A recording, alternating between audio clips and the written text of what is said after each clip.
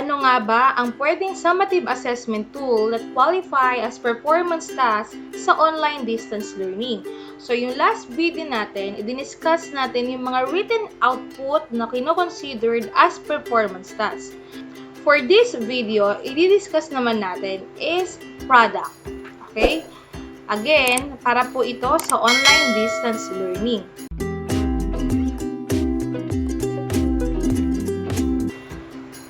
So, ayan po, according po sa DepEd Order number 31, Series of 2020, kailangan pa rin po natin mag-conduct ng written works.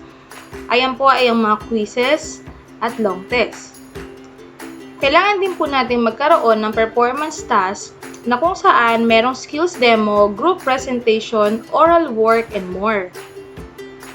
So, simulan na po natin ngayon yung pag-discuss ng written output sa online distance learning. Simulan po natin sa learning area of languages. Pwede po tayong magpagawa sa ating mga estudyante ng YouTube campaign videos. Pwede rin po ang case studies published through Adobe Acrobat. Pwede rin po ang e-collage. Composition submitted through email is also accepted. And blog on literary analysis. Sa learning area pa rin po ng languages is ina-accept po ang mga multimedia production na pwedeng i-upload sa Facebook or sa YouTube. Tandaan po natin na every time po na mag-upload po tayo sa Facebook at sa YouTube na may kasamang information ng bata, make it sure na meron po tayong permission from the parents.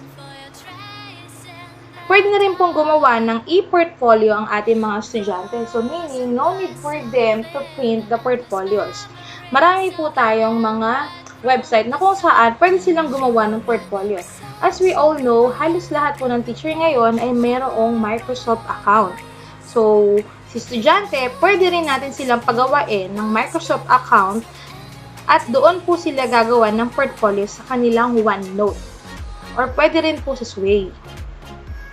Research projects published in e-journal is also accepted as products in the learning area of languages.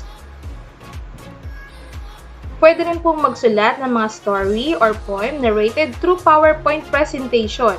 Katulad po nitong ginagamit ko, ito po ay PowerPoint. Next naman po is the learning area of math. So, pwede pong gumawa ang ating mga estudyante ng e-diagram using Adobe Illustrator. Kung hindi pa naman po literate ang ating mga estudyante sa Adobe Illustrator, pwede silang gumamit ng Paint. Pwede rin po ang Microsoft Excel, PowerPoint, at Microsoft Office. Microsoft Office Word. Mathematical investigatory projects with video presentation. So, pwede pong mag-video ang ating mga estudyante. Pwede rin naman silang gumamit ng screen recording gamit ang PowerPoint. Or kung kailangan nyo pa po ng mas marami pang software para sa screen recording, you may check my other video. Models or making models of geometric figures presented via Zoom or Meet. So, ito po yung nire-recommend ni DepEd. Pero kung meron naman po tayong ginagamit na iba pang platform, is pwede po siyang i-consider. Number representation using Photoshop or Illustrator. Or pwede rin po ang PowerPoint or Microsoft Paint. E-portfolio is also accepted in the learning area of math. Dumako naman po tayo sa learning area of science. Pwede pong magpagawa ng mga investigatory projects ang ating mga teachers. Pwede rin po tayong magpagawa ng mga e-models and diagrams, e-construction. So, dati po, di ba, gumagawa tayo nito. Ang gamit natin is styrofoam or yung mga illustration board. So, pwede na po ang mga electronic type. Pwede pong mag-drawing ang ating mga estudyante sa Paint, sa Word, sa Excel, or sa PowerPoint. Then, doon na rin po i-indicate yung mga parts ng model. Next is the prototype building with video demonstration. Yung mga ganito pong klase ng performance is minsan kinakailangan din po ng guidance ng parents. Kaya ayan po, kung may video demonstration, pwedeng kasama si parents. Next is the research paper is also accepted, especially in the senior high school department. So, di ba meron po silang mga capstone project wherein under po yan ng science. So, pwede po yung i-consider as performance task under the products.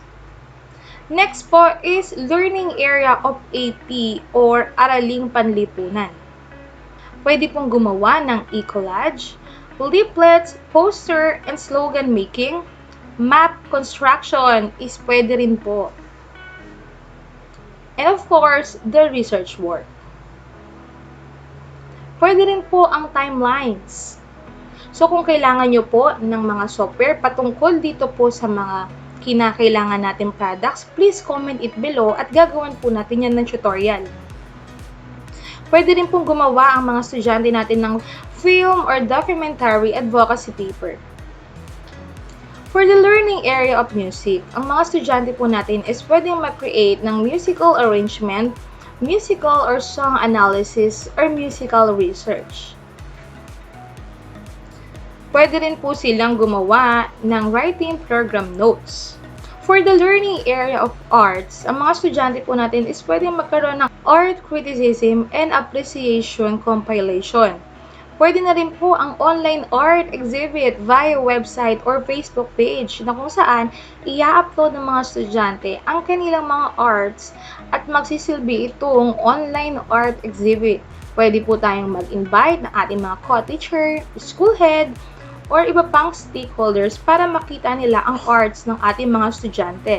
And of course, the art projects. Portfolio is also considered as performance task in the learning area of arts. For the learning area of physical education or PE, pwede po ang article or journal review. Personal fitness and health logs is also considered, and of course, the student's portfolio. For the learning area of health, e-journal responses is accepted. Personal fitness and health logs is also included, and of course, the e-portfolio. For the learning area of ESP or edukasyon sa pagpapakatao, pwede pong magpagawa ng argument analysis, expressing feelings and ideas through art activities submitted via email, and journal responses. Pwede rin po tayong magpagawa ng mga letter or song or poem writing sa ESP. And the last is the learning area of EPP, TLE, TVL. First is the technical drawing output. Pwede po tayong magpagawa sa bata. Next is the prototype building with video demonstration. And the last is the products or project using locally available materials. Kung ano lang po yung available sa mga bahay natin, pwede po nilang gawin yung products. So that would be all for the summative assessment that qualify as performance tasks in online distance learning. Ang susunod naman po natin sa ating next video is the performance assessment. Again, kung hindi ka pa nakasubscribe sa channel ko, don't forget to hit like, subscribe, and ring the bell button para lagi kang updated sa mga posts ko. Thank you!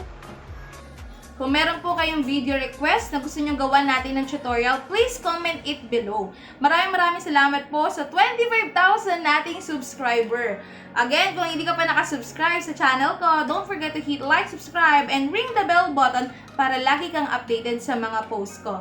Bye! Hi everyone! So, nagkaroon po tayo last month ng registration para sa ating 20,000 giveaway celebration. Of course, in generosity of Sari Sari Store.